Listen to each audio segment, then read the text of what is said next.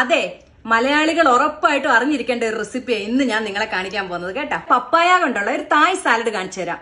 ഇതിന്റെ പേര് സോം ടേം എന്നാണ്. പപ്പായ ഒന്ന് പീൽ ചെയ്തെടുക്കാം. നന്നായിട്ട് കഴുകി തുടച്ചെടുക്കുവാണേ. ഇതിന്റെ പേര് ജൂലിയൻ പീലർ എന്നാണ്. നമുക്ക് ആമസോണിലൊക്കെ കിട്ടും കേട്ടോ. ഇതേ കണ്ടോ, ഇത് ജൂലിയൻ കട്ടായിട്ട് അരിഞ്ഞു വരുന്നേ കണ്ടില്ലേ? നല്ല ഭംഗിയില്ലേ കാണാൻ? ഇതേ ഇത്രയും സാധനങ്ങൾ ഒരു കല്ലിലിട്ട് ചതച്ചെടുക്കണം കേട്ടോ. കുറച്ച് റോസ്റ്റഡ് പീനട്സ് എടുത്തിട്ടുണ്ട്, 3 ഗാർലിക്, 4 തായ് ചില്ലീസ് എടുത്തിട്ടുണ്ട്. ഇത് ചെറിയ ടൊമാറ്റോസ് ആണ്. നിങ്ങൾക്ക് സാധാരണ ടൊമാറ്റോ എടുത്താലും മതി കേട്ടോ. ഇത് പാം ഷുഗർ ആണ്. ഇതിന് ഇത്തിരി മതി നമുക്ക് കേട്ടോ. കുറച്ച് പീനട്ടാണ് ഞാൻ ചതച്ചിട്ടുള്ളൂ കേട്ടോ.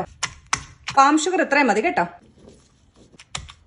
പാളംപുളി ജ്യൂസ് ആക്കിയത് ഒരു 1.5 ടീസ്പൂൺ ഇതിലേക്ക് ഒഴിച്ചു കൊടുക്കാം കേട്ടോ.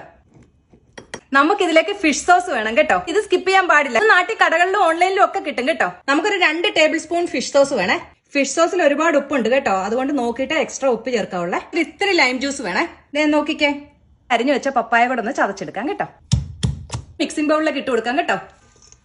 ബാക്കി വെച്ച പീനട്സ് ഇതിലേക്ക് ഇട്ട് കൊടുക്കാം കേട്ടോ. നോക്കിക്കേ, നല്ല ഭംഗിയല്ലേ കാണാൻ?